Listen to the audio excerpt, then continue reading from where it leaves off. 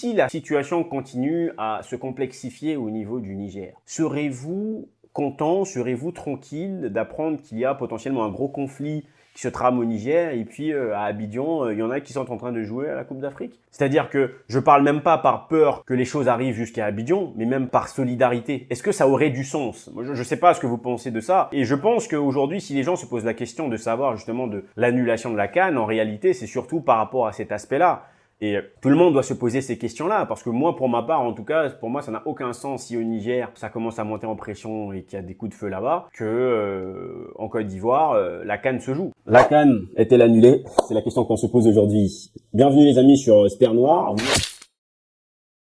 Vous n'êtes pas sans savoir qu'il y a une CAN qui se prépare en Côte d'Ivoire, donc qui va se jouer en 2024. En tout cas, pour les gens qui ne connaissent pas le foot, sachez que la CAN, c'est la Coupe d'Afrique des Nations, c'est-à-dire que les nations africaines vont s'affronter autour d'un ballon de football. Bien entendu, c'est une compétition de football où finalement, à la fin, il y aura un gagnant, donc c'est celui qu'on va appeler le champion d'Afrique. Alors bien entendu, tous les pays ne vont pas s'affronter parce qu'il y a déjà eu des qualifications et des disqualifications. D'ailleurs, c'est pas encore fini.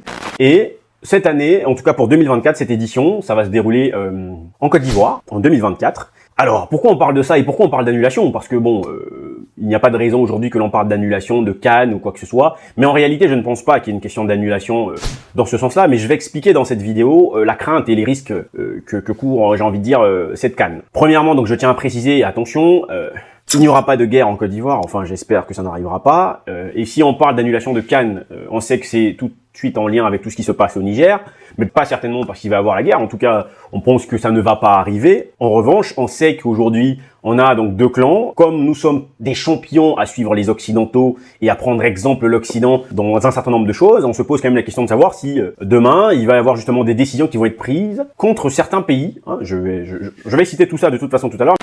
Mais avant toute chose, si vous venez de découvrir la chaîne Terre Noire, sachez qu'ici on va parler d'Afrique, de noir, de tous les sujets qui tournent autour de l'africanité. Si vous aimez ce genre de vidéos, n'hésitez pas à vous abonner à la chaîne Terre Noire et c'est parti pour le jingle.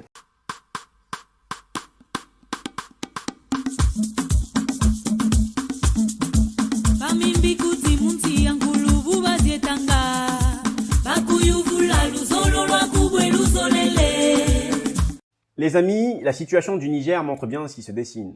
La situation du Niger montre bien les deux clans, montre bien entre autres la CEDEAO et de l'autre côté, donc les autres pays qui aujourd'hui font quasiment plus partie de la CEDEAO, faut dire ce qui est, c'est ça la réalité. Et comme je disais, on a donc en 2024, il va y avoir la CAN, et il suffit de regarder un petit peu ce qui s'est passé pour la Coupe du Monde, lorsqu'il y a eu ces histoires de guerre entre deux pays au niveau de l'Europe, on a vu ce qui s'est passé en termes de sanctions et de disqualification de certains pays. Bien, en revenant sur la CAN, je tiens à préciser, le Niger en tout cas ne participera pas à la CAN et pas parce que c'est une question de guerre ou quoi, non. D'abord parce que ils n'ont pas le niveau footballistiquement aujourd'hui, donc ils n'ont pas pu se qualifier. Bien. Maintenant, une fois qu'on a dit ça, on sait qu'il y a le Mali. Le Mali qui participera à la CAN, parce que le Mali s'est qualifié. Bon, lorsque l'on voit le contexte de ce qui se passe aujourd'hui avec la CEDEAO et le Mali, notamment le Niger, le Burkina, on se pose donc les questions de savoir est-ce que le Mali sera sanctionné? Est-ce que le Mali sera interdit? Alors, encore, on espère que ça ne va pas être le cas, puisque bon, finalement, la guerre ou le conflit qui se passe actuellement, c'est d'abord une question de conflit qui se passe au Niger. Mais est-ce que les Occidentaux, avec leurs organisations, ne vont pas mettre de pression sur la CAF pour sortir le Mali de la compétition? Et d'ailleurs, la question que je me poserais, mais si la situation continue à se complexifier au niveau du Niger, serez-vous tranquille d'apprendre qu'il y a potentiellement un gros conflit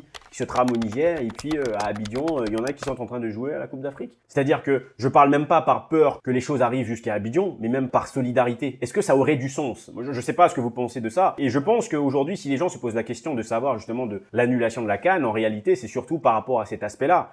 Et tout le monde doit se poser ces questions-là, parce que moi, pour ma part, en tout cas, pour moi, ça n'a aucun sens si au Niger, ça commence à monter en pression et qu'il y a des coups de feu là-bas, que en Côte d'Ivoire, la CAN se joue. Donc il faut se mettre tout ça en tête, les amis, que si la situation ne se calme pas, il y a peut-être un gros risque finalement, cette édition de CAN ne se joue pas. Après, j'ai envie de dire, les amis, pour les amoureux du foot, je suis désolé, une CAN, c'est pas plus important que la vie des Nigériens qui sont en train de souffrir aujourd'hui. Donc pour ceux-là qui se disent, mais comment ça c'est possible? Comment laisser que la CAN ne se joue pas à cause des histoires politiques? Les amis, le foot, c'est de la distraction. Voilà, avant toute chose, c'est de la distraction. Et donc, lorsqu'on veut se distraire, lorsqu'on veut se divertir, c'est lorsque l'on est en paix, lorsqu'on est en joie et lorsqu'on se retrouve dans un contexte où on a un pays qui est dans une situation catastrophique aujourd'hui, on ne peut pas se permettre de jouer une CAN humblement. Alors il y a peut-être des pays, vous savez, il y a des salauds partout, hein. Il y a peut-être des pays qui ne vont pas se poser ces questions-là, qui vont aller jouer, mais peut-être qu'il y a des pays où par solidarité, ils ne vont pas être dans cette démarche-là. Alors attention, je ne suis pas en train de dire ici qu'il ne faut pas que la CAN se déroule, que l'on soit bien clair avec ça. J'espère que ça va se dérouler. Ça veut simplement dire que si ça se déroule, c'est que la situation au Niger s'est calmée et ça veut dire que tout sera du positif au positif.